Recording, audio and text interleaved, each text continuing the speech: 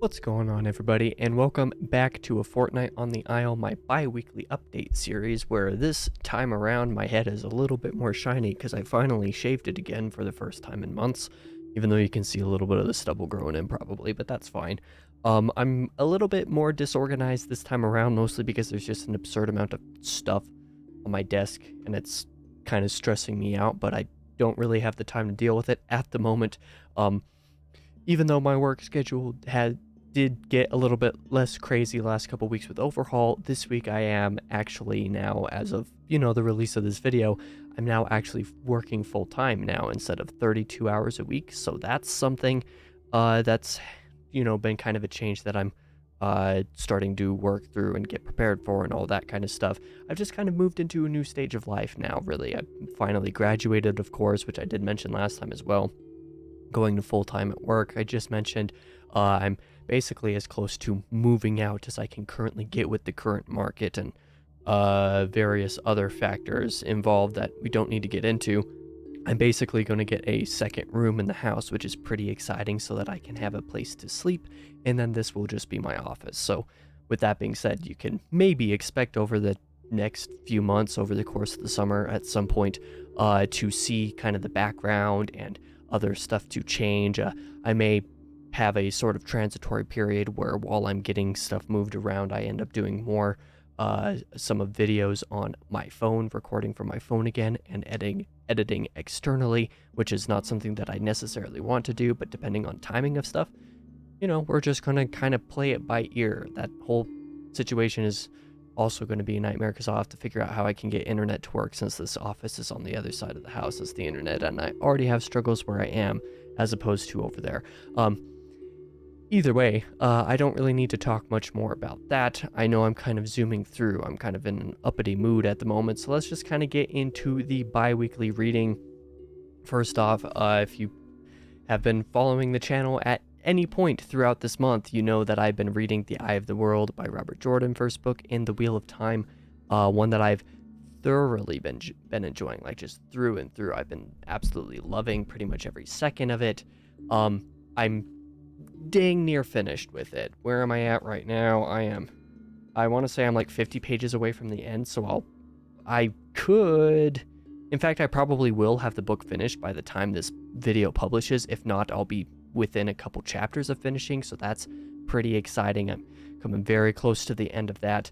I did continue my reread of Empire of Silence by Christopher Verrocchio, and if you're wondering what all those bookmarks are for, those are kind of external marks of just me, like marking for personal reference approximately where certain arcs and acts of the story end and switch and stuff like that, just so that I have for reference. I'm more or less still on track to be where I want to be by the end of the month. I don't know if I'll actually hit that, but since I will be finishing The Eye of the World here very soon, and presumably this weekend, I should actually be able to get good progress on that and maybe even get a little bit ahead on that reread, so that I'm not quite as stressed later in the summer depending on how things go. But that's neither here nor there. That was a couple things that I did. I did finish reading Gregor and the Code of Claw, which is the 5th book in here. I was too lazy to take it out of the case because I didn't want to have to deal with putting them all back in again. I did finish that, had an absolutely delightful time, found that the book held up a lot better than all of the other 4 books in the series did in memory, although part of that could be the nostalgia speaking, of course.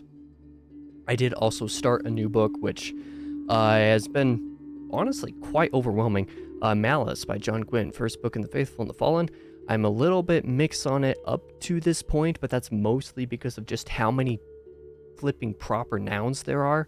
I'm where am I at? I'm 131 pages into the book, and there have been, I want to say, 6 unique POVs, 5 technically separate storylines as a result, because 2 of those POVs have been, same storyline, same, sort of thing going on, just from 2 different characters. But basically, 6 POVs, 5 separate sort of plot lines, technically separate plot lines, I should say, and all of the other stuff that comes with that. And although I agree that the amount of scenes and how short the scenes and therefore the chapters are, relatively speaking, makes for the reading of the book to go by somewhat quick in one sense. In another sense, it's actually been really difficult for me to read very quickly because things just happen so quickly, and scenes and characters and backdrops and stuff like that don't stay on the page for long enough at any given point in time for anything to truly stick. So there have been many times when characters have been mentioned, in a certain chapter that I just did not remember from being mentioned from the last time that POV was on page, because I just did not have enough time to stick, or because it went back to another POV. I had to move all of that other info to get new info in again.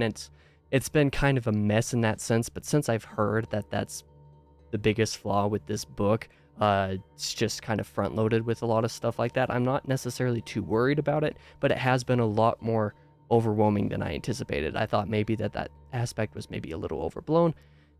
Turns out it wasn't. So that has been something that happened. And then I did continue with reading poems by Edgar Allan Poe. I genuinely have no idea which poem I mentioned I left off on last time. I think I said I left off right before starting The Raven. I want to say that's where I started. This last time was with The Raven. Don't quote me on that. I'm not 100% certain, but I'm pretty sure that's where it was. So if that was, then I went from The Raven all the way through to the very end of the poem collection. So something, I don't know, a dozen and a half poems, however many it was I read.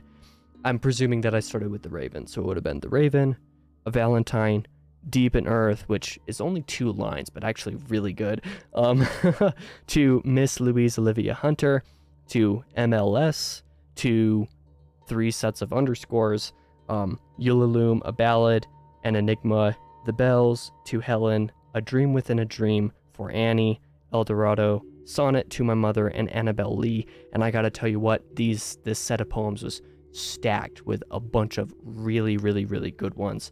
I just absolutely adored an absurd amount of them. Like The Bells was really good and really creative. I really like that one. The Raven is really good, perhaps a bit overhyped in the sense that it's not his best poem. Might crack my top 10, but don't quote me on that. It might actually just be an honorable mention on that list. But Deep in Earth, I mentioned, was really good. Ulalume, I remember really liking. A Dream Within a Dream was good, which was rather consistent. All Poe's poems that have dream in the name in some sort have been really good. But then, like Annabelle Lee's really good as well. It's Eulalia Song. I don't remember if I, mentioned that or not in the last one, but if I did, I probably mentioned that I really liked that one. If I didn't, then I will mention that I really liked that one. There was just a lot of great stuff in the back end of this collection that I think was really good, and I'm more or less ready to make notes at some point for my top 10 Poe poems, although that video might not come out for a few months. Who knows when things will happen. But with that being said, let's move into the bi-weekly writing. I'm happy to announce that this time around in this update, I have actually started writing something again, in the sense that I did officially start outlining the Reign of Ash. So Silent Reign, first book of the 19 of them, to outline. I have finished Act 1 of outlining for it, which is 2 parts. Just based off of how things are going, I'm thinking that this book at least will be 5 parts within 3 acts. So I did finish Act 1, 2 parts of it, which totaled out to be 5,200 words all told at this point, which is kind of crazy to me considering the fact that I had initially planned or hoped that these outlines would reach somewhere between 5,000 and 10,000 words in total. The fact that I'm only through Act 1 and have over 5,000 words in it already is a little bit surprising. But has been really nice, actually, because I know exactly where things are going and what is happening in each scene, because that's how I've been separating it, actually, is between scenes instead of chapters per se, because chapters can have multiple scenes technically, and sometimes certain scenes take place over multiple chapters. So I've been thinking of it more as scenes, and what's interesting about it for me doing this is that when I originally started writing the very original sort of draft that only got through 6 chapters, but really it was only 6 scenes, back in early 2022, it was only 1 POV, and what happened in those 6 chapters was like a sort of portion of story, right? I've over the course of doing the outline, I found that it felt really natural to have two POVs instead, which was something that I was debating at first with the original draft, but decided not to.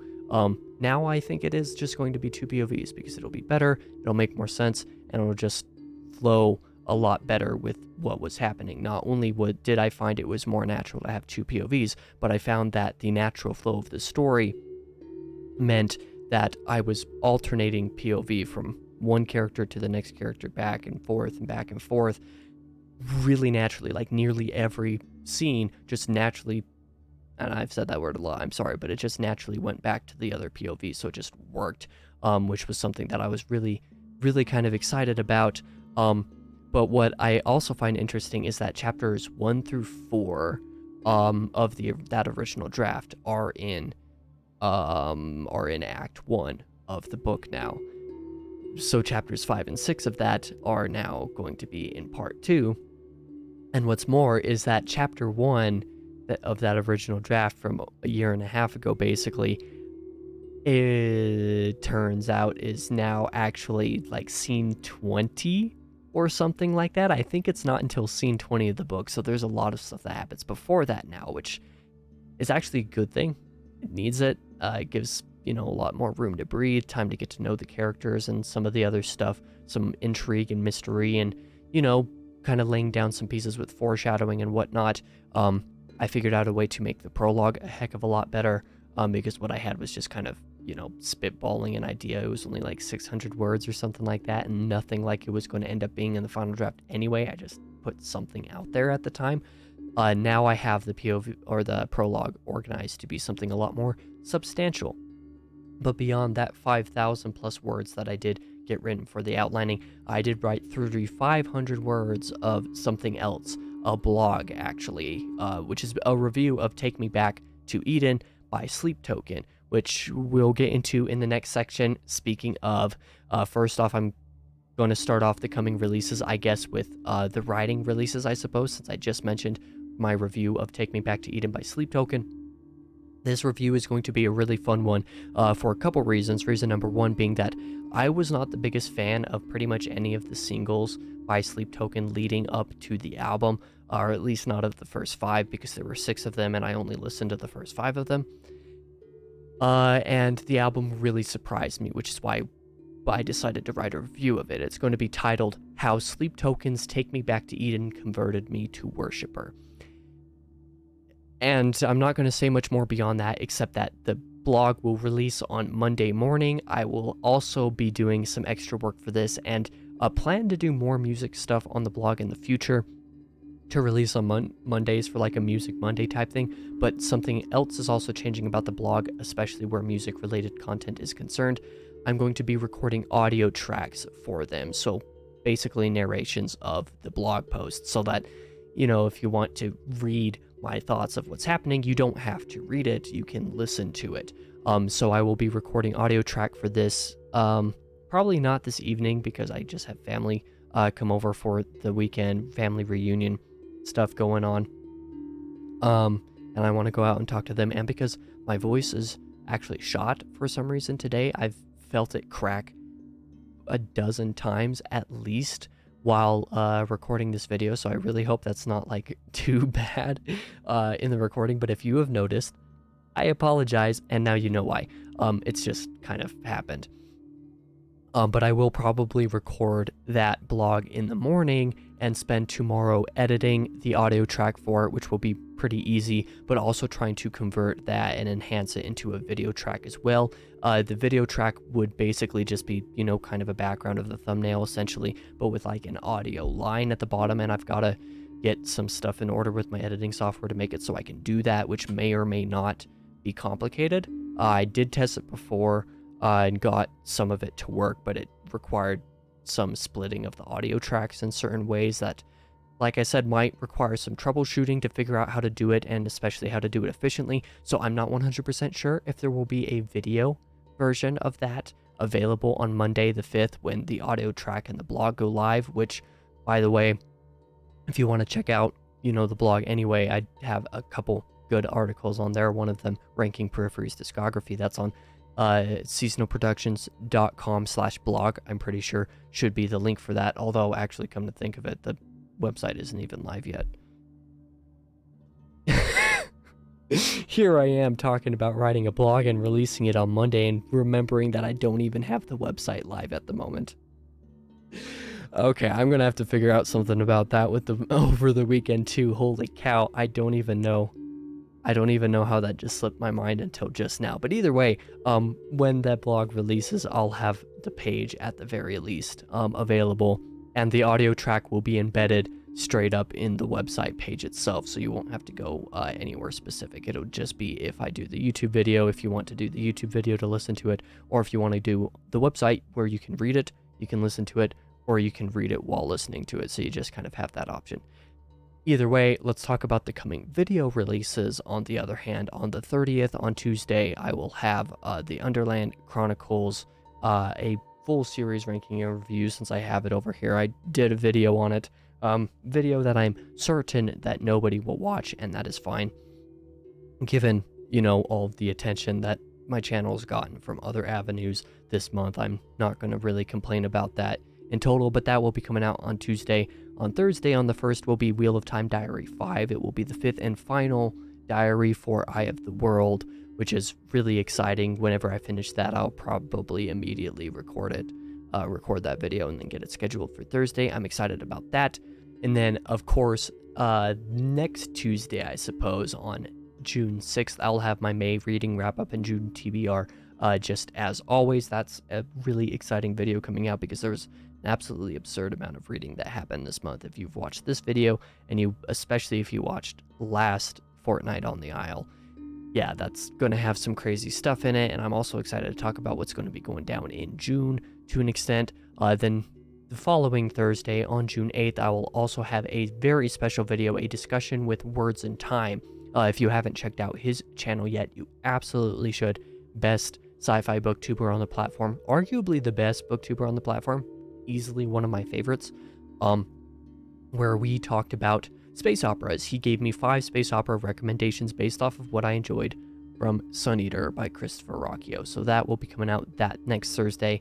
And then on the second channel, which is actually, if I do a YouTube video audio version of my blog posts, my second channel is where those will go to. So if you want to, be able to watch those or whatever suits your fancy, I recommend going to subscribe over there. I'll have my first 2020 backlog video coming out. I believe it's this Friday on the 2nd.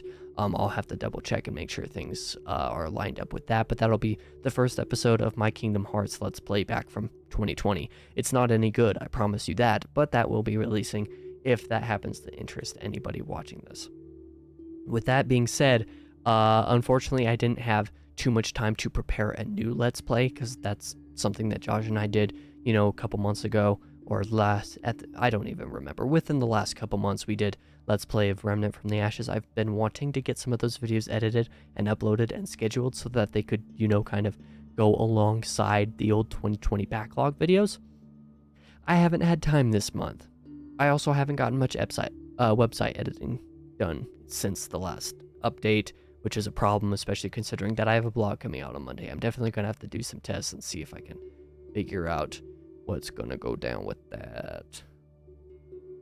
Ultra Sketch, I'll probably just have to, lock basically all of the pages behind a password and just make sure that the blog is available. That's probably what I'm going to end up doing.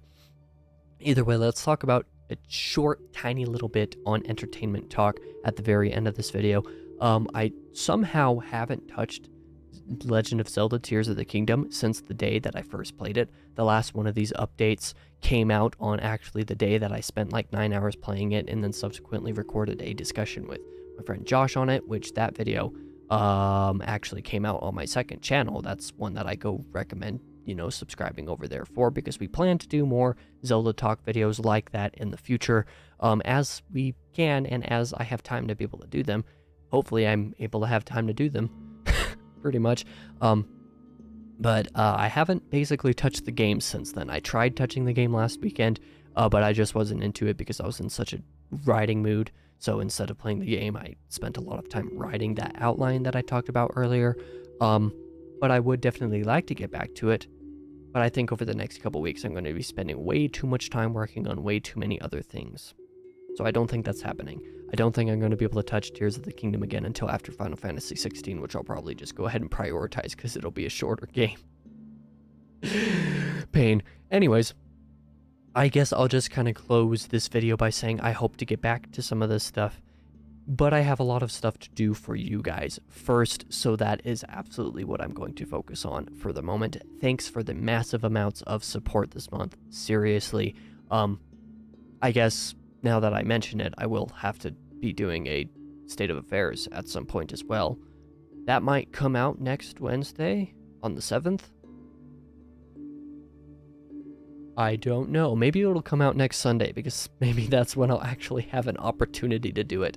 And that would be on the 3rd anyway, so that would actually kind of make sense. So it'll probably be next Sunday. Don't quote me on that, but that video will explain just how insane of a month that May has been for my channel, and seriously has been incredible. But thank you guys for watching if you did. Sorry about kind of, I'm sure this video was much more chaotic than normal. I apologize for that, but thank you guys for watching either way. I'll see you guys in the next video, which is the Underland Chronicles review, so I probably won't see you guys in that video. I'll probably see most of you guys if you happen to be watching this video on the last Wheel of Time diary coming out this Thursday. Thank you guys again for watching. I'll be back in whatever the next video comes out is.